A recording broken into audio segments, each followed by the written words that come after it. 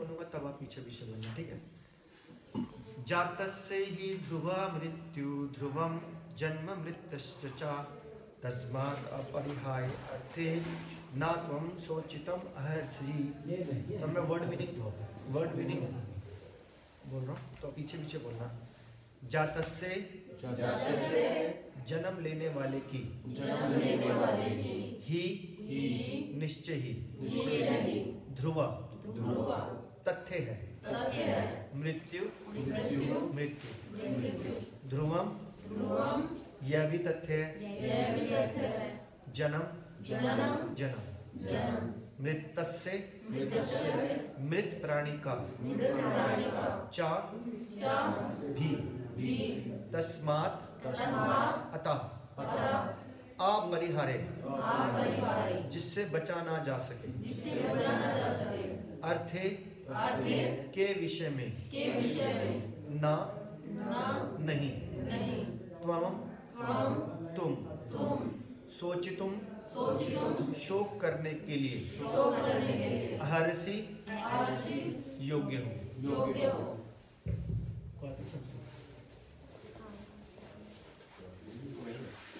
ठीक है, तो इसका मीनिंग पढ़ता हूँ। जिसने जन्म लिया है उसकी मृत्यु निश्चित है और मृत्यु के पश्चात पुनर्जन्म भी निश्चित है। अतः अपने अपरिहार्य का मतलब बताया था, याद है किसी को? अभी पढ़ाया था अपरिहार्य। आप थोड़ा सा इधर हो जाओ। अपरिहार्य का मतलब मैंने बताया था जिससे बचा ना जा सके उसका, जिससे बचा ना जा सके उसका। तो दोबारा समझे, जिसने जन्म लिया उसकी मृत्यु निश्चित है और मृत्यु के पश्चात पुनर्जन्म भी निश्चित है। अतः अपने अपरिहार्य कर्तव्य पालन यानी कि जिससे बचा ना जा सके उसका कर्तव्य पालन में तुम्हें शोक नहीं करना चाहिए।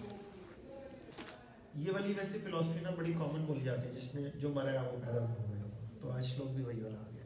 लेकिन आगे नहीं बोला जाता, आगे ये बोला जाता है कि अपने कर्तव्य पालन को जो आपकी ड्यूटीज है उसको पूरा निष्ठा से पूरा करना है, क्योंकि कोई कुछ बिगाड़ नहीं सकता।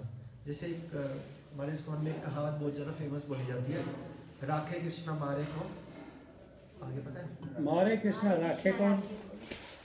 अगर कृष्ण ने मारना है ना तो कोई बचा नहीं सकता, और अगर उन्होंने बचाना है तो कोई मार नहीं सकता। तो अगर कोई मार ही नहीं सकता फिर डरने की क्या बात। इसका मतलब क्या है? इसका मतलब ये छोड़ो कोई घूमो छोड़ो, रेड लाइट पे जंप करो, कैसे भी गाड़ी चलाओ, किसी को भी गाली दे दो कभी भी, है ना, करना ही क्या हो सकता है। इसका मतलब ये है नहीं है ना। इसका मतलब ये है जो वैदिक रीति रिवाज बने हैं उसका सख्ती से पालन करना चाहिए, क्योंकि हम ना डरते ही रह जाते हैं। शरीर तो साथ देगा ही नहीं, ये बात तो पक्की है। लेकिन बस इतना ही चाहिए होता है, जैसे बड़े बड़े साधु संत यही बोल गई हैं कि डू द नीडफुल। अब जैसे कलयुग है, बोलो नहीं मैंने पहले भी साधु महात्मा खाते नहीं थे, मैं भी खाना छोड़ दूंगा, मैं 1 साल नहीं खाऊंगा, कुछ भी नहीं खाऊंगा ना, सिर्फ हवा में रहूँगा, मैं क्या हो गया? तो भगवान ने वैसा शरीर नहीं दिया अभी। अब बोला जरा थोड़ा सा भी एक्सरसाइज कर लेना चाहिए तो करेंगे। प्रभु जी ने बोला था एक्सरसाइज करनी है तो माला बांध में पहले एक्सरसाइज। तो भैया सुबह उठ के पहला काम तो है माला ही करना, भगवान का नाम ही लेना। लेकिन इसका मतलब ये नहीं है कि शरीर को इग्नोर कर देना। तो आपको आधा घंटा एक्सरसाइज करनी है या योगा करना है, वो भी कर्तव्य पालन है ना, क्योंकि भगवान ने शरीर दिया, यानी कि शरीर किसका है?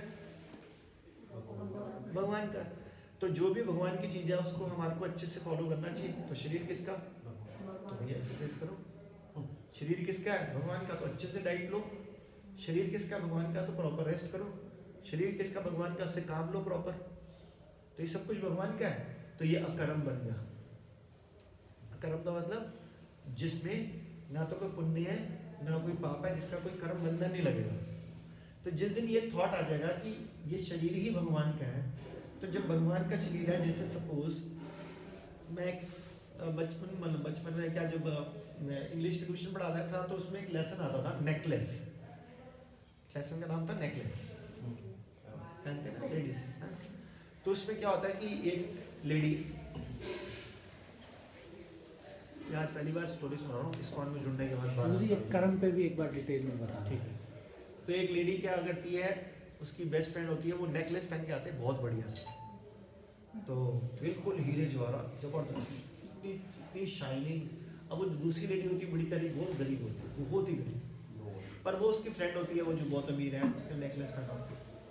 तो एक दिन इस गरीब लेडी ने भी कहीं पे फंक्शन में जाना होता है, तो अपने पति को बोलती है देखो वो कितना अच्छा नेकलेस पहने हैं, तो मैं नेकलेस मांग लूँ उसके एक दिन के लिए। वो मना करते हैं, भाई जो लेवल नहीं है तो जरूरत नहीं है पहनने की। कह रही मेरा बड़ा मन है, क्या फर्क पड़ेगा, मेरी बेस्ट फ्रेंड है, 1 मिनट भी नहीं लगाएगी, मना करेगी नहीं। तो बहुत बोलती है, कह रहे जरूरत नहीं है ऐसी अननेसेसरी है, बहुत बोलता है इतना महंगा नेकलेस है लेके जाके पहने।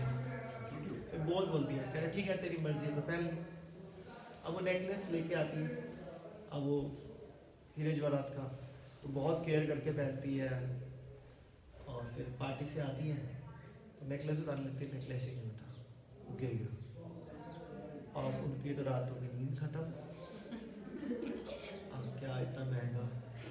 तो वो किसी तरीके से अपनी फ्रेंड को बोलती है कि ये नेकलेस तेरा किसी ने ले लिया मेरे से, वो बोल रही 2 महीने के बाद दूंगी, मैं तेरे को दूंगी जो मर्जी करके, जैसे मर्जी करके। वो 2 महीने दिन रात काम करते हैं हस्बैंड वाइफ, फिर कहीं से उधार लेते हैं, पैसे बहुत उधार लेते हैं, इंटरेस्ट पे लेते हैं, सेम नेकलेस बनवा के देते हैं। क्यों बनवा के देते हैं? हरे कृष्ण, क्योंकि भैया कमिटमेंट है, और दूसरा फिर वही, और बाद में पता चलता है वो नेकलेस नकली था। यानी कोई 200 का था, वो 2 लाख रुपए का नेकलेस बनवा के दे दिया उन्होंने। तो ये शरीर नकली है, पर देखा जाए तो असली भी है। लेकिन ये बोलो कि शरीर साथ देगा, वो साथ भी नहीं देगा, करते रहो पूरी जिंदगी केयर इसकी, मरना तो है निश्चय, ध्रुव है। लेकिन जो चीज ध्रुव है इसका मतलब होता है उसको इग्नोर करना, नहीं इग्नोर भी नहीं करना। आई ना बात समझ में? तो यही कंफ्यूजन होता है, इसको बोलते हैं अचिंत्य भेदाभेद। अचिंत्य भेदाभेद का मतलब कोई बताएगा? याद है किसी को? अचिंत्य भेदाभेद का मतलब ये होता है कि जैसे दूध में से क्या निकलता है? बटर और छाछ और दही निकलता है ना, घी। तो घी जो है पी जाता है, मतलब दूध की तरह पिया जाता है घी? दही दूध की तरह पिया जाता है? बटर दूध की तरह पिया जाता है? नहीं। मतलब कहने का मतलब होता है जो दही है वो दही है, वो दूध नहीं है, और जो दूध है वो दही नहीं है। लेकिन दही आया कहाँ से? बटर आया कहाँ से? घी आया कहाँ से? है दूध ही, लेकिन दूध नहीं है। तो ये शरीर हमारा है भी सही, हमारा मतलब दिया भगवान ने है, और ये साथ भी नहीं देने वाला। तो हमारे को इसी तरह केयर करनी है कि उधार का शरीर है, इसकी इतनी केयर करो भैया जितनी इसकी लेवल है, और बाकी डू द नीडफुल। तो ये भी सिखाया जाए, ठीक है ना? तो आगे चलते हैं। तो अभी तो मनवाद भी अटक जाते हैं हमेशा।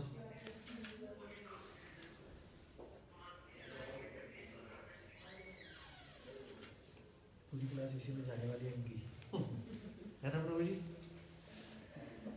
जिसने जन्म लिया उसकी मृत्यु निश्चित है, और मृत्यु के पश्चात पुनर्जन्म भी निश्चित है। अतः अपने आप परिहार्य कर्तव्य पालन में तुम्हें शोक नहीं करना चाहिए। मनुष्य को अपने कर्मों के अनुसार जन्म ग्रहण करना होता है। बहुत इंपॉर्टेंट पॉइंट है। मनुष्य को अपने कर्म के अनुसार शरीर धारण करना पड़ता है। एक कर्म अवधि समाप्त होने पर उसे मरना होता है, और दूसरे में जन्म ले सके, जिससे वह दूसरा जन्म ले सके। इस प्रकार मुक्ति प्राप्त किए बिना ही जन्म मृत्यु का यह चक्कर चलता रहता है। मुक्ति नहीं मिली, जन्म मरण के इस चक्र से वृथा हत्या, वध तथा युद्ध का समर्थन नहीं होता। किंतु मानव समाज में शांति और व्यवस्था बनाए रखने के लिए हिंसा तथा युद्ध अपरिहार्य है। इसका मतलब क्या बताया था? जिससे बचना, यानी कि युद्ध और हिंसा कई बार जरूरी भी होता है। जैसे कि अब हमारे पे पाकिस्तान चाइना अटैक करेगा तो हमारे को बचने के लिए हिंसा तो करनी पड़ेगी, युद्ध करना ही पड़ेगा। तो वो कर्तव्य पालन है, वो गलत नहीं। क्षत्रिय का धर्म है देश की रक्षा करना, ठीक है ना? लेकिन कहना क्या चाहते हैं, दोबारा सुनो। मनुष्य को अपने कर्म के अनुसार जन्म ग्रहण करना। वो कल को बोलेगा भैया मेरे कर्म बन जाएंगे, मैं तो सोल्जर हूँ, मैं उसको मारूंगा, मेरा तो कर्म बंधन लग जाएगा, मैं तो इसी में झूलता रहूंगा, तो इसका कोई असर नहीं आएगा। क्योंकि क्या लिखा है, और ये वाला श्लोक हमने ना पहले ही बताया, जो अपने कर्तव्य पालन को करता है सही से तो भगवान उससे बड़े खुश होते हैं। यानी कि अगर कोई आदमी में है तो मारेगा तो भगवान उससे खुश होंगे कि आपकी ड्यूटी है, आप देश रक्षा के लिए हो। अर्जुन ने क्या किया था? यही तो किया था। भगवान ने कहा था क्षत्रिय का धर्म यही है, तुम मारो भी। वो बोले मेरे को मारने से, चाचा मामा मारने से मेरे को तो क्या लगेगा, क्या का पाप लगेगा।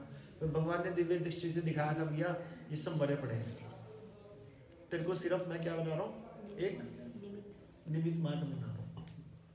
तो देखा जाए तो हम भी मरे पड़े हैं। कैसे? मेरी अगर एज फिक्स कर दिया कि 60 साल में मेरे को मरना है, तो 60 साल में मेरे को ऐसी सिचुएशन पैदा हुई होगी कि युद्ध में मैं पार्टिसिपेट करने जाऊंगा, मैं वहां मरूंगा। लेकिन भगवान ने पहले डिजाइन कर रखा है 60 साल में मरना है, 60 साल 1 दिन 2 घंटे में मर जाना है। और दिखेगा क्या, मैं युद्ध में मेरे को किसी सैनिक ने मार दिया, लेकिन मेरी डिजाइन ही यही थी, मैं वैसा ना मरता तो हार्ट अटैक से मरना था उसी टाइम। लेकिन अगर मैं लड़ते हुए मरा तो भगवान कहेंगे अब मैं तेरे से ज्यादा प्रसन्न हूं उल्टा, क्योंकि मैंने अपने कर्तव्य का पालन किया। तो भगवान यहाँ पे ये भी लिख रहे हैं, इसका मतलब ये नहीं है कि मैं हिंसा को प्रमोट कर रहा हूँ, वो भी नहीं है। जिसकी जैसी ड्यूटी, जैसे ब्राह्मण की ड्यूटी क्या होती है, लड़ना नहीं है, उसको सहन करना है। त्रिनाद अपनी सुनिचेन तरोड़ अपनी सहिष्णुता अमानी न माने देना कीर्तने सवारी। इसका मतलब बहुत इंपॉर्टेंट होता है। इसका मतलब ये होता है अपने आप को तृण से भी ज्यादा, तृण का मतलब समझते हो, तृण का मतलब क्या होता है, घास का तृण। अपने आप को घास के तिनके से भी ज्यादा विनम्र बनाना है। तृणादपि सुनिचेत तरोड़पि सहिष्णुता, वृक्ष से भी सहिष्णुता बनाना, यानी कि टॉलरेंट बनाना। वृक्ष को काट तो कुछ नहीं बोलता, पत्थर मारो फल देगा वो, फूल तोड़ो कुछ नहीं। उससे भी ज्यादा क्या बनाना है, अपने आप को विनम्र बनाना। तृणादपि सुनिचेत तरोड़पि सहिष्णुता अमानी न माने देना, कभी भी किसी से मान की इच्छा नहीं करना। अमानी न माने देना कीर्तने सदा हरि। अमानी न माने देने का मतलब होता है किसी से मान की इच्छा नहीं करना और दूसरों को खुद मान देना। यानी कि मैं तो बोलूँ प्रभु जी, ये बोलेंगे चल आगे चल, मैं प्रभु जी प्रसाद पालो, प्रभु जी आज मैंने मटर पनीर को बनाया, चल आगे चल, प्रसाद छोड़ जा आगे चल, प्रभु जी बैठिए तो सही शरूआत में, चल आगे चल। तो मैं इनकी सेवा करता रहूँ और ऊपर से गाली मिलती रहे, तो ये भी नेचर का पार्ट होना चाहिए। कहाँ पे? सोल्जर वाले में नहीं, अगर ब्राह्मण वाले हो तो। अब वो लोग प्रभु जी कैसे पॉसिबल है, ऑफिस में जाते हैं ऐसे करेंगे तो नीचे वाला तो चढ़ जाएगा ऊपर वाला एम्प्लॉय, तो वहाँ नहीं करना, वहाँ कर्तव्य पालन करना है। जिसको इंस्ट्रक्शन देंगे उसको इंस्ट्रक्शन दो। अब टीचर कहेगा मैं बच्चों को बोलूँगा बेटा कुछ भी कर ले पास कर दूँगा, नहीं होगा ना, टीचर को फेल करना ही पड़ेगा, ये उसका कर्तव्य पालन है। आई ना बात समझ में? यहाँ पे किसी को भी डाउट तो नहीं? कर्म के बारे में पूछे, बाद तीनों कर्म के बारे में डिटेल में होता। कर्म, अकर्म और सकर्म। कर्म का मतलब होता है कोई भी काम, ठीक है। अकर्म का मतलब होता है जो सकर्म और कर्म है ना, बेसिकली क्या होता है, कर्म एक हेड है, उसके 3 पार्ट होते हैं। कर्म एक हेड, मतलब 3 तरह के कर्म बताए, एक होता है सकर्म, एक होता है अकर्म, एक होता है विकर्म। कर्म इज ए पार्ट, समझ में आ गया हेडिंग। अकर्म, सकर्म, विकर्म। विकर्म, वी इज ए नेगेटिव, बुरे कर्म। सकर्म पॉजिटिव, और अकर्म, सकर्म मतलब दान पुण्य, विकर्म मतलब बुरा करना किसी का, और अकर्म का मतलब होता है ना बुरा ना अच्छा, कुछ भी नहीं। और वो लोग कुछ भी क्या होता है, जैसे कल हमारे प्रभु जी माता जी है, मतलब हमारी क्लास लेने, मतलब मैं जहाँ क्लास लेता हूँ तो मैंने उनको इन्वाइट किया, तो उन्होंने सबको पूछा कि प्रभु जी क्लास, जैसे मैं क्लास लेता हूँ, तो उन्होंने बोला आप क्लास लेने ये प्रभु जी आते हैं, जगतबंधु प्रभु जी को आप कितने पैसे देते हो महीने के? आप लोग कितने पैसे देते हो महीने के क्लास सुनने के? प्रसाद खिलाते हैं हम प्रभु जी। हम तो उल्टा खिलाते हैं, लेते तो नहीं है ना। नहीं, हम प्रभु जी खिलाते हैं। वो तो आप सर्व करते हो ना। कहने का मतलब ये हो रहा है कि यहाँ पे जो भी शिक्षा दी जा रही है उसके लिए कोई पैसा होता बोला कि 100 रुपये तो महीना दे दो, 500 रुपये तो दो, 50 के तो दे दो, कुछ नहीं है। आप जो भी दोगे वो तो गुल्लक में डाल दोगे या डोनेशन वैसे दोगे। अगर वो भी किसी की शर्त है, कोई ना दे तो ना दे। कहने का मतलब यहाँ पे आ रहा है, हम क्यों आ रहे हैं यहाँ पे? मैं अपनी भक्ति को इम्प्रूव करने के लिए आ रहा हूँ। मैं अगर आपको सिखाऊंगा तो भगवद गीता के 18.68 में भगवान ने यही बोला है कि जो मेरे धर्म का प्रचार का नाम का प्रचार करता है मैं उससे बहुत प्रसन्न होता हूँ। तो इसका मतलब भगवान मेरे से प्रसन्न हो रहा है, तो मैं भगवान को खुश करने आ रहा हूँ। मुझको मेरे ये थोड़ा काम करना है, बाकी तो मैं बिजनेस करूँगा 6 दिन, 1 दिन इधर आ जाऊँगा। तो ये क्या हो गया? अकर्म। सकर्म का मतलब भिखारी को भीख दे दी। अब इसका पुण्य कर्म मिलेगा, इसकी वजह से आपको अगला जन्म आना पड़ेगा। पुण्य कर्म लेने के लिए आना पड़ेगा। अब पुण्य कर्म का फल लेने के लिए आना पड़ेगा। अब अगला जन्म होएगा पुण्य कर्म का फल लेने के लिए। उस टाइम पे आपने कुछ गलत कर दिया तो उसका अगला जन्म लेना पड़ेगा अब बुरा के लिए, और फिर कुछ अच्छा कर लिया फिर दोबारा आना पड़ेगा, फिर उसका अगला जन्म होगा, कुछ पुण्य करोगे कुछ फल करो फिर दोबारा आना पड़ेगा, नाचते रहो। और विकर्म का वाला तो वो तो बुरा है ही है, वो तो करना ही करना है। जैसे मैंने धृतराष्ट्र की स्टोरी कई बार सुनाई है, भीष्म पितामह जी कई बार सुनाई है, तो उनको आना पड़ेगा। क्लियर? आपको दोबारा सुना, आपको नहीं सुना? हाँ ठीक है माता जी, फिर से कर्म वाली बताओ। एक्चुअल क्या है, भौतिकवादी दुनिया में लोग यही कहते हैं कि भगवान ने भागवत गीता में कहा है कि कर्म करो अच्छे। अब यहाँ तक तो हमें ज्ञात है अकर्म सकर्म विकर्म, बट ये डेफिनेशन में गड़बड़ हो जाती है, तो फिर करोगे तो रिपीट हो जाए। तो मैं कहानी सुनाता हूँ जी। कहाँ पे लिखी है मुझे ये याद नहीं है, बट ये जेन्युइन स्टोरी है।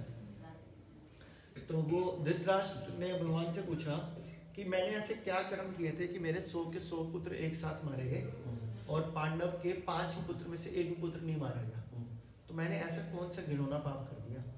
तो भगवान कह रहे हैं कि आपने 100 जन्म पहले एक घोंसले में मतलब एक मादा बर्ड ने अंडे दिए थे, 100 अंडे, आपने उसको तीर मारा था विलिंगली।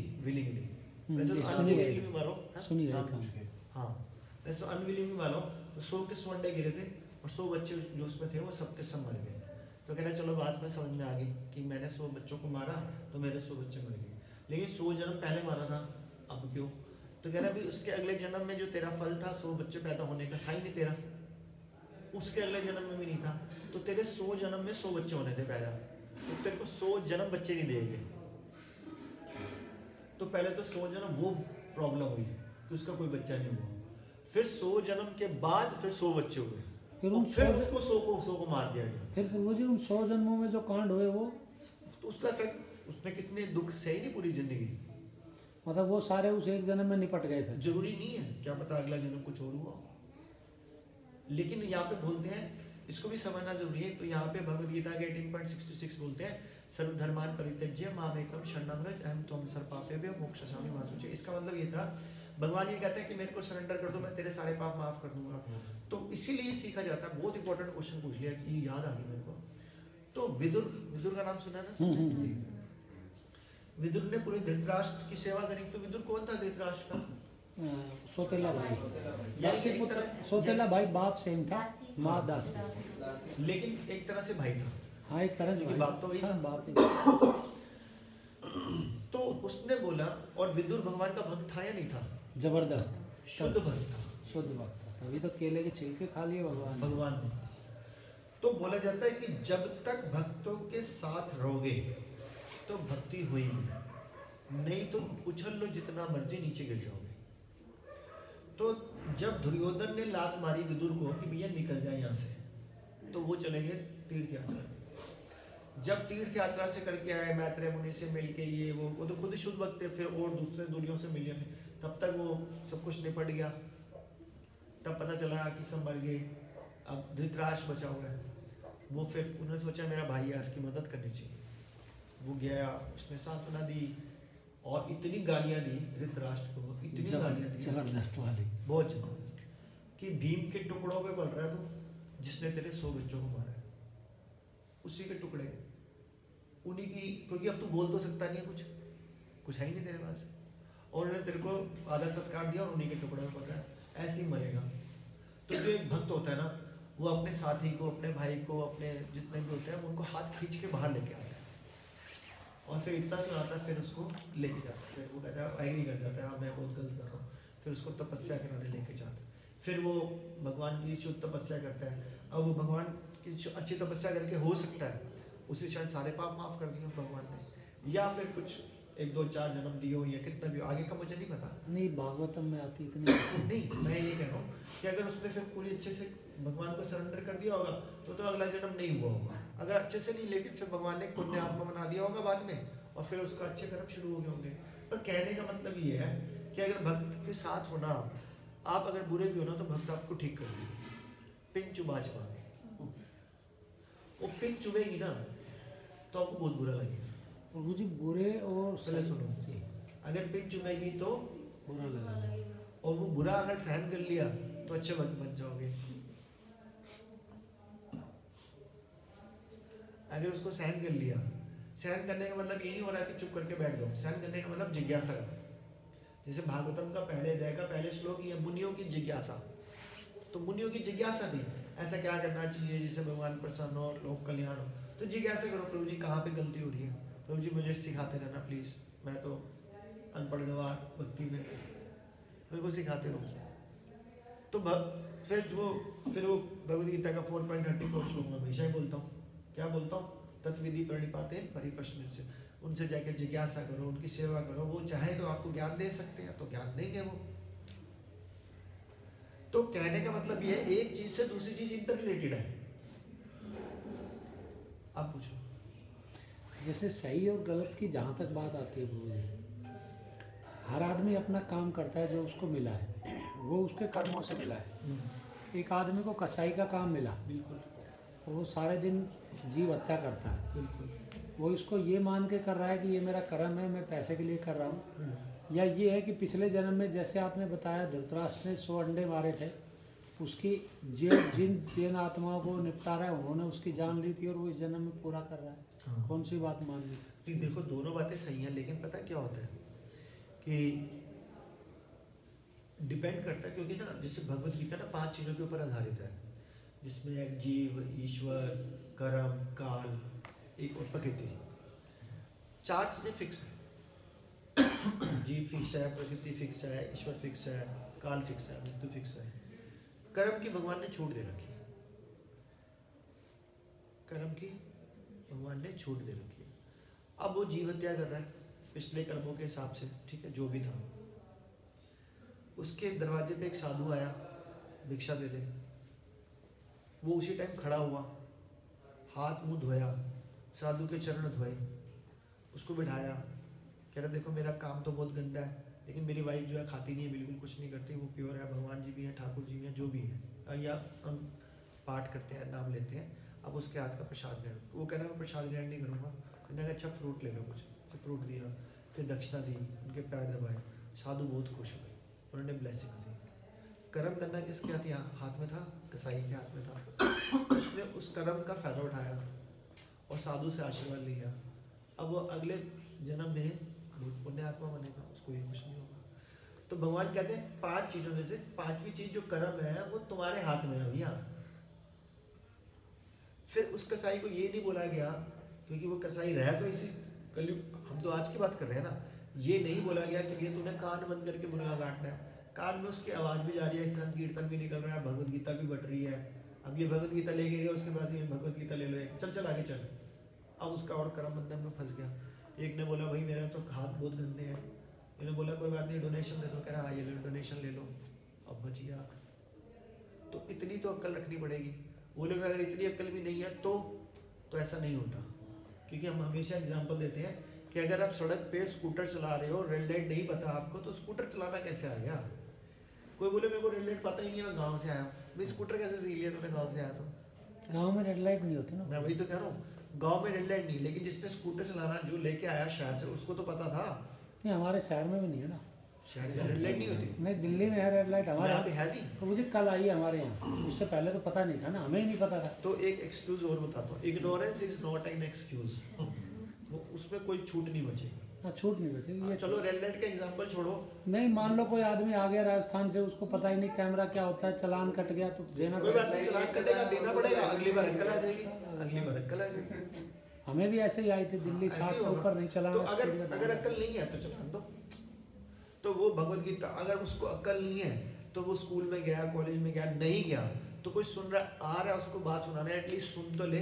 तो भगवान ने इतना तो दिया कि बात तो सुननी चाहिए किसी की, इतना तो माँ बाप सिखाई देते हैं। फिर कहते हैं गुरु जी जैसे जो मानव शरीर मिलता है वो 84 लाख योनियों के बाद मिलता है, इसका मतलब कि अच्छे कर्म किए हैं तभी मानव शरीर मिला है। इसका मतलब बहुत कुछ होते हैं, ऐसा कुछ भी ना वेल डिजाइन कभी भी नहीं होता। अब मैं बताता हूँ, एक बार चैतन्य महाप्रभु ने से वो कृष्ण प्रेम बांट रहे थे। और जिसको कृष्ण प्रेम मिल जाए इसका मतलब होता है सर्वोपरि भगवत धाम, उसके नीचे कुछ नहीं, उसके ऊपर कुछ नहीं। तो उनके एक शिष्य थे, जाते हैं मुझे नाम याद नहीं कौन थे शायद, या मैं नाम अगर गलत भी बोल रहा हूँ, तो इनके एक शिष्य थे मतलब, तो उनको बोला इसको कब मिलेगा, मतलब बुला लो अंदर है कृष्ण, कह रहा उसका नाम मतलब वो चोर है, वो मायावादी है, मैं उससे बहुत नाराज हूँ, उसको मैं नहीं दूंगा। तो वो अंदर जाके बोलते हैं भगवान ने तेरे को मना किया कृष्ण, कह रहे बस ये पूछ लो कब देंगे। तो भगवान से पूछते हैं, कह रहे उसका नाम भी मतलब मैं उसको दूंगा ही नहीं, कह रहे फिर भी बताओ कब दोगे, कह रहे करोड़ों जन्मों के बाद दूंगा। तो वो जब ये अंदर जाके बोलते हैं भगवान तेरे से बहुत नाराज है, बोलते हैं करोड़ों जन्मों के बाद तेरे को कृष्ण में मिलेगा। तो जब वो ये सुनता है तो वो डांस करने लग जाता है, वो कहता है अरे वाह मजा आ गया कि करोड़ों जन्मों के बाद तो कृष्ण में मिलेगा, इस चीज की एश्योरेंस होगी। जैसे वो डांस करता है चैतन्य महाप्रभु बुला लेते हैं, अरे आजा ये ले कृष्ण। समझ में आ गया? तो भगवान की डिक्शनरी में ना ऐसा कुछ फिक्स कभी भी नहीं होता, कब किस पे कृपा करनी है, कैसे उसका एटीट्यूड चेंज कर रहा है, कैसे वो सोचता है, कैसे वो बात करता है, वो चेंजिंग होते रहते हैं। एटीट्यूड भगवान चेंज करते हैं। भगवान चेंज कैसे करते हैं? कर्म करने का अधिकार आपका है। अगर वो डांस ना करता है, भगवान ने उसको डांस करने के लिए नहीं कहा था, अगर वो डांस ना करता फिर भगवान ने अपनी सोच को चेंज करा, चेंज डांस उसने अपनी मर्जी से किया था क्योंकि वो खुश हुआ था। तो ये चीज समझने वाली है, इसीलिए भक्तों का संग जरूरी है। जब ये चीज आप सुनोगे तो आपको भी लगेगा आज नहीं तो कल, नहीं तो परसों, नहीं तो 1000 साल के बाद कृष्ण में मिलेगा, मैं लगा रहूंगा। इससे भगवान आपको 1000 जन्म भी नहीं लेने देंगे, आज जब ये इसी जन्म में अच्छा। तो श्रील रूप गोस्वामी ये बोलते हैं भक्ति के लिए 3 चीजें जरूरी है, उत्साह और निश्चय,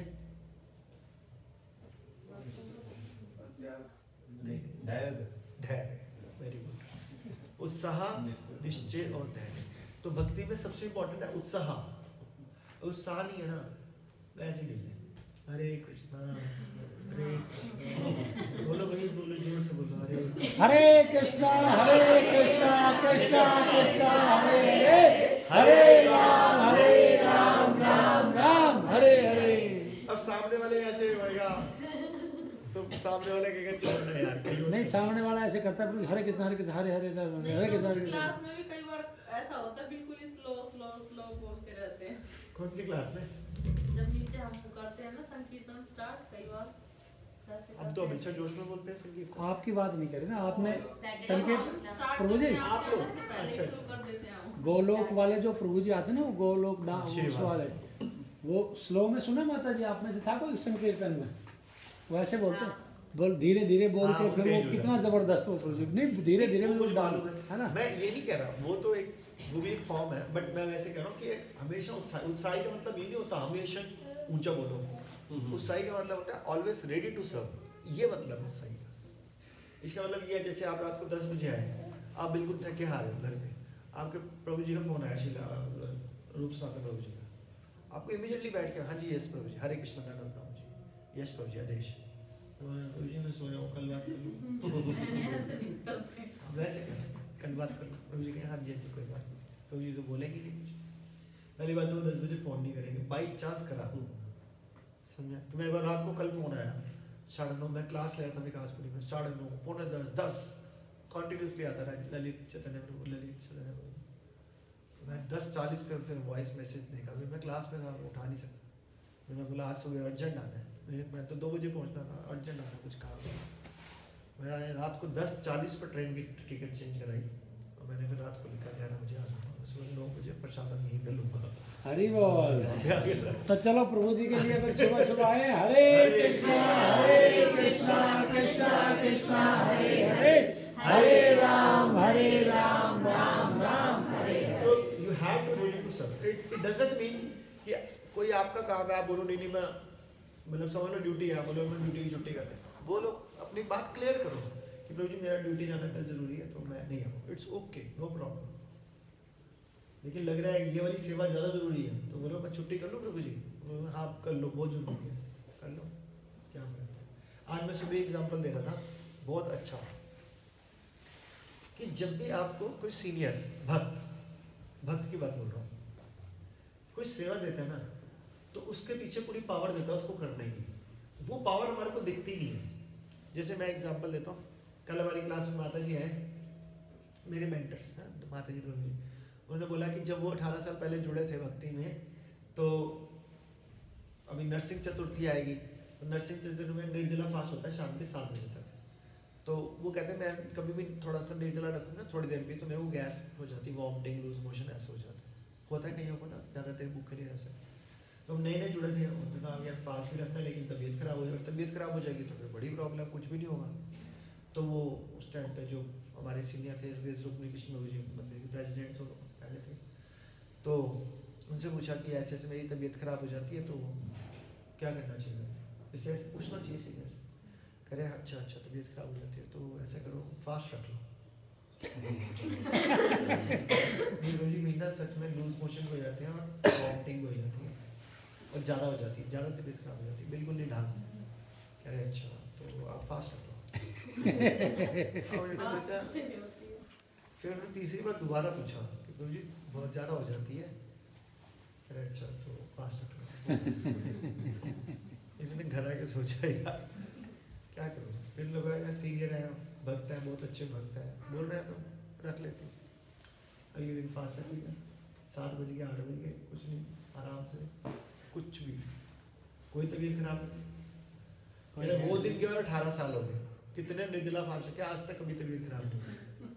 तो पीछे से पावर भी दी कि फास्ट रखने के लिए नहीं बोला, हम नहीं बोले प्रभु जी रख लो, मेरे में पावर ही नहीं, क्या दूंगा। पर नेक्स्ट अगर भक्त बोलते हैं तो पावर आती है, पर ये अटूट श्रद्धा होनी चाहिए ना अंदर, उत्साह, ये होता है उत्साह। उत्साह का मतलब ये नहीं है कि मैं ऊंचा बोलता हूँ, मैं बहुत ऊंचा कीर्तन कर सकता हूँ, ये उत्साह नहीं है। ये भी उत्साह है, मतलब ये मना नहीं है। अब किसी की आवाज़ ऊंची हो, जैसे इनकी आवाज़ ही ऊंची है तो ये ऊंचा कीर्तन करेंगे। अब किसी माता जी की आवाज़ ही हल्की है तो हल्के ही करेंगे, वो कुछ चिल्लाएंगे थोड़ा ना। तो वो उत्साह की डेफिनेशन, उत्साह का मतलब होता है जो सीनियर भक्त बोल रहे हैं उसको एज इट इज पालन करना, वो है उत्साह। आई ना बस आप क्वेश्चन आंसर होगा। मैं तो ये किया सकरम अकरम विकरम, ये तो बता ही नहीं था, वही क्लियर करना, वो जरूरी था। तो अगला पैराग्राफ लिखा हुआ है, कुरुक्षेत्र का युद्ध भगवान की इच्छा होने के कारण, क्योंकि भगवान चाहते थे, अर्जुन ने तो मना कर दिया था, अपरिहार्य था। अपरिहार्य का मतलब जिससे बचा ना जा सके उसका। कुरुक्षेत्र का युद्ध भगवान की इच्छा होने के कारण अपरिहार्य था और सत्य के लिए युद्ध करना क्षत्रिय का धर्म है। अतः अपना कर्तव्य का पालन करते हुए वह स्वजनों की मृत्यु से भयभीत या शोकाकुल क्यों था। तो उसे बोले क्यों हो रहे हो शोकाकुल, क्योंकि जो मैंने डिजाइन कर दिया भगवान कह रहे हैं वो तो होके रहेगा, तुम नहीं तो कोई और से। ठीक है, भगवान निमित्त किसको बनाना चाहते थे, अपने सखा यानी कि अर्जुन को। यह विधि यानी कि कानून को भंग नहीं करना चाहता था, क्योंकि ऐसा करने पर उसे उन पाप कर्मों के फल भोगने पड़ेंगे जिससे वह अत्यंत भयभीत था। तो वो ये सोच रहा था कि भाई अगर ये मैं करूँगा तो मुझे बहुत सारे पापों का फल भोगना पड़ेगा, वो मना कर रहा था। अपने कर्तव्य को पालन करते हुए वह स्वजनों की मृत्यु को रोक नहीं सकता था। वो तो कह रहा मैं अपने कर्तव्य तो कर लूँ लेकिन मैं अपने स्वजनों को कैसे मारूँ। तो भगवान कह रहे हैं मारने की जरूरत ही नहीं, मरे पड़े हैं, तुम क्या मारोगे। अगर तुम नहीं मारोगे मैं अर्थ को एक ले आऊँगा, सब मर जाएंगे, बहाना बनेगा अर्थ में, फिर रोते रहना। मरना तो उन्होंने उसी क्षण है। और यदि वह अनुचित कर्तव्य पथ का चुनाव करे तो उससे नीचे। अब अर्जुन ना मारे और वो अर्थ को एक ले आए, भूचाल ले आए, वो तो ऐसे कुछ भी हो जाएगा। अब मरा कौन, अर्जुन इसमें, क्योंकि उसने कर्तव्य पालन नहीं किया, मर गए वो वैसे। तो भगवान ने तो कहा मैंने मार रखा। तो क्या सीखा इस श्लोक में, दोबारा देखो, जिसने जन्म लिया है उसकी मृत्यु निश्चित है, मृत्यु के पश्चात पुनर्जन्म भी निश्चित है। अतः उसे जिससे बचा ना जा सके उसका कर्तव्य पालन में तुम्हें शोक नहीं करना चाहिए। तो अब जिस्ट में निकालते हैं, हमारे पास टाइम 5:30 छोटी है ना क्लास, 5:30 हो गए 5:30 हो गए। तो जिस्ट यही है कि जब हम शास्त्रों को पढ़ते हैं, भक्तों की संगत में आते हैं, तो उनसे अपने हृदय की बात अवश्य करनी चाहिए कि मैं क्या करना चाहता हूँ, मैं क्या करता हूँ, क्या ये सही ट्रैक पे हूँ, इसमें कुछ प्लस माइनस कर सकता हूँ जिससे भगवान प्रसन्न हो। अब एक कसाई भी है, वो भी भक्त बन सकता है, ऐसे बने हमारे, वो कौन थे, वो जो राम राम नहीं बोल सकते थे, मरा मरा मरा मरा, क्या वाल्मीकि जी कसाई थे ना, वो भी कसाई एक और भी हाँ जी कसाई एक और भी हाँ एक और भी थे, ये भी कसाई थे, हम तो शिकार करते थे है ना। तो जब वो नारद मुनि के संपर्क में आए तो उन्होंने बोला कि ऐसे कर, तो ऐसे करने से वो वध करने से बच गए, प्लस वो साधु बन गए, दान पुण्य इतना मिलने लग गया, दान पुण्य इतना मिलने लग गया कि उनको कुछ करने की जरूरत नहीं है, बस वो सुबह से शाम तक बस वही कर रहे हैं और उससे ज्यादा कमा रहे हैं। तो जब आप अपने हृदय की बात खोलते हो और जब सीनियर उसका सॉल्यूशन देते हैं तो फिर उसको समझदारी से पालन करना, फिर हम अपनी बुद्धि ना लगाए ज्यादा, फिर भी हम अपनी बुद्धि लगा देते हैं बहुत ज्यादा। बुद्धि लगाने तो प्रभु जी के सामने लगाओ, माता जी के सामने लगाओ कि प्रभु जी अगर हम इसको इस तरीके से कर सकते हैं तो क्या ठीक रहेगा नहीं करेगा। प्रभु जी कह रहे नहीं इतना अच्छा नहीं रहेगा, आप वैसे कर लो ज्यादा बेटर है, फिर भी आपकी मर्जी। कर्म करने में तो भगवान ने इंटरफेयर नहीं करा तो भक्त कौन सा इंटरफेरेंस करेगा, सही बात नहीं है। लेकिन समझाएगा भक्त और काफी क्लोज होगा तो हाथ पकड़ के लेके जाएगा। जैसे मेरे फ्रेंड आता है ना, मेरे एक दो बेस्ट फ्रेंड है, मैं उससे दान लेता हूँ, जैसे भगवत गीता 108 लेता हूँ, 23,000 रुपये लेता हूँ और साथ में बोलता हूँ अगले जन्म में ना कुत्ता भी नहीं बनने वाला तू, सीधा मुंह पे बोलता हूँ, कुत्ता भी नहीं सुअर भी नहीं बनेगा, पता नहीं कौन सी योनि मिलेगा। कह रहे यार क्या, मैंने इतनी बार समझा दिया, 12 साल से समझा रहा हूँ, समझ ही नहीं रहा, मैं पैसे भी ले रहा हूँ साथ में ये भी बोल देता हूँ। फिर पता है क्या बोलता है, रो पड़ता है, कहता जितेंद्र, मेरा दूसरा नाम जितेंद्र, प्लीज़ मेरे को ना ऐसे बोलता रही हो, कोई दिन तो आएगा मैं सुधरूंगा, इसलिए मैं बोलता हूँ उसको, मुझे मालूम, कह रहे कोई दिन तो आएगा मैं सुधरूंगा, लेकिन छोड़ियो मत प्लीज़, समझ रहे हो, उसका भाव बड़ा, इसीलिए मैं उसको बोलता हूँ। कोई बुरा मानेगा, मैं कहूँगा प्रभु जी आप बिल्कुल ठीक कर रहे हो, मैं क्या बोलूँगा, भगवान ने कर्म करने की इंटरफेरेंस नहीं करी तो मैं कौन होता हूँ भैया। लेकिन वो मुझे कहते हैं तू बुला, मैं उसको अपने घर में जब भी बुलाता हूँ कि 56 हो गया तो नहीं वाली सेवा लिखो, नहीं आता। मैं फिर रात को फोन कर क्या हुआ, कह रहे यार मैं ना, फिर गाली देता हूँ अपने आप को, मैं ये हूँ तो मेरे को अगली बार बताइए जरूर। समझ रहे, तो भाव अच्छा देखो, सरेंडर तो कर रहा है एटलीस्ट, तो बस यही करना है, सीनियर्स की इंटरेक्शन में रहो, भक्ति करते रहो, प्रॉब्लम्स को डिस्कस करो, सोल्यूशन निकालो और आगे बढ़ो, ठीक है। Thank you so much. Hare Krishna, कोई क्वेश्चन तो नहीं? प्रभु जी के लिए बोलेंगे हरे कृष्णा कृष्णा कृष्णा हरे हरे, हरे राम राम राम हरे हरे। क्वेश्चन तो नहीं? क्वेश्चन भी जैसे कि आपने कहा कि भाई जीवन के बाद मृत्यु के बाद जीवन फिर है, जो लोग सुसाइड कर लेते हैं उनका क्या फिर आगे? उनको प्रभु भूत की योनि मिलती है। जितने साल तक उनकी जिंदगी थी ना, जैसे 60 साल की थी, उन्होंने 44 साल की उम्र में सुसाइड कर लिया, 16 साल वो भूत बन के रहे। और जो भूत की योनि होती है वो इतनी दर्दनाक होती है कि वो सोचेगा भूत बनने के बाद कि यार मैंने क्या कर दिया, इससे अच्छा तो मैं लाख दर्जे सुखी था। अभी मैंने पढ़ाई की वजह से सुसाइड कर दी, मैं ऐसे इंजीनियरिंग नहीं हो रही थी, बॉस की वजह से सुसाइड कर ली। अब वहाँ पे तो एक बॉस था, यहाँ पे तो सारे भूत हैं जो मेरे को टॉर्चर करते हैं 24 घंटे, भूत वाला टॉर्चर। तो उन लोगों को पता ही नहीं है, भूत पिशाच, भूतनी, इस तरह की चीज़ें बन जाते हैं। तो सुसाइड तो अपने आप में और जबरदस्त, वो मरने के बाद जो हेल मिलना था, पहले 16 साल एडिशनल हेल मिला, अब 60 साल के बाद जब उसकी मृत्यु होनी थी, अब फिर हेल तैयार है क्योंकि उसने गलत काम किया सुसाइड करके, एक हेल और तैयार है, वो बच जाएगा।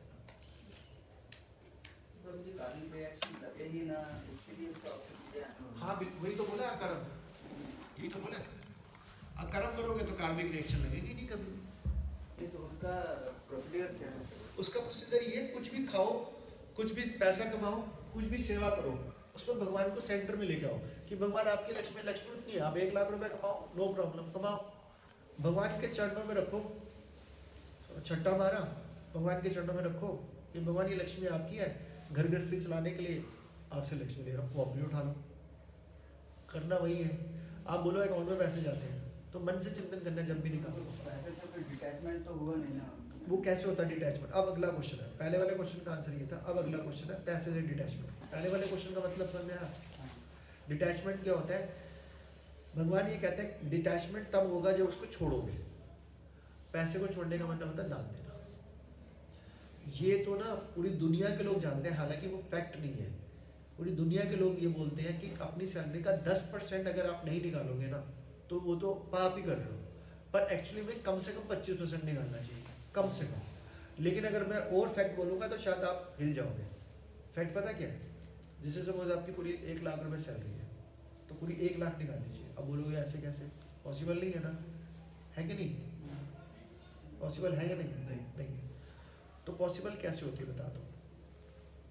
हमारे इस्कॉन के डिवोटीज करते हैं ऐसा काम, जो अच्छे काफ़ी अच्छे लगा, मैं नहीं करता।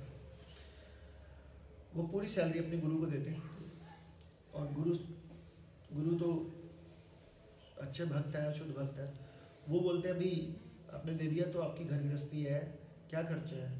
तो बोलते हैं बच्चों की फीस इतनी जाती है, घर का किराया इतना जाता है, पेट्रोल, ये सब्जी, ये वो, लाख गुरु का मेरे 50,000 का खर्चा है। तो गुरु कहते हैं ये लो 55,000, क्या ये लो 50,000।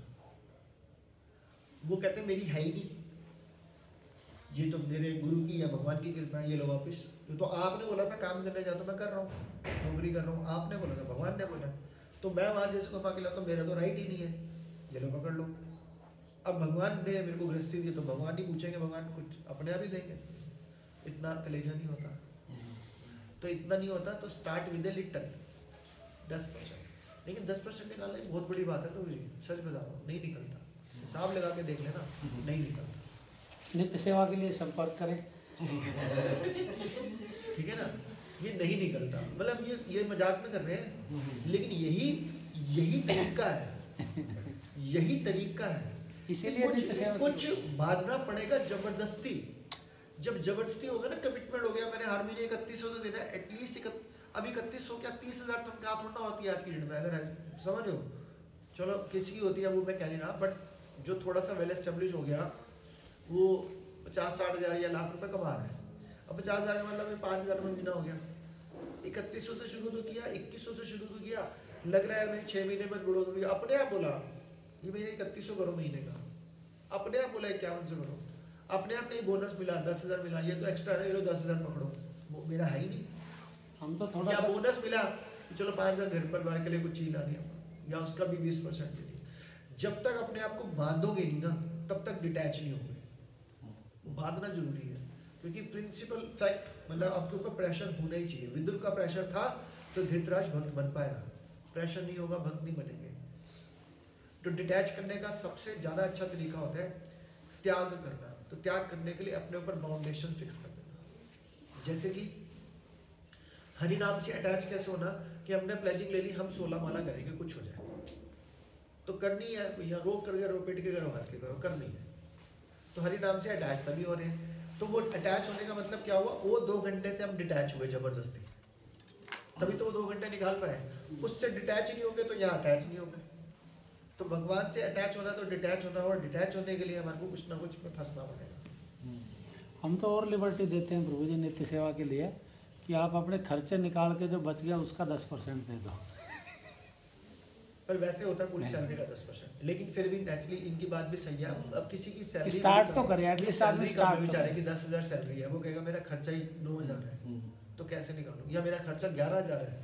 तो अगर किसी का ऐसा भी तो हो सकता है ना, तो भी 100 रुपये दे दे, तो भी 100 रुपये दे दे, एटलीस्ट मिनिमम से स्टार्टअप कर। समझ रहे हो। किसी की सैलरी 10,000 का खर्चा नेचुरली ज़्यादा होगा, दे दे 100 रुपये।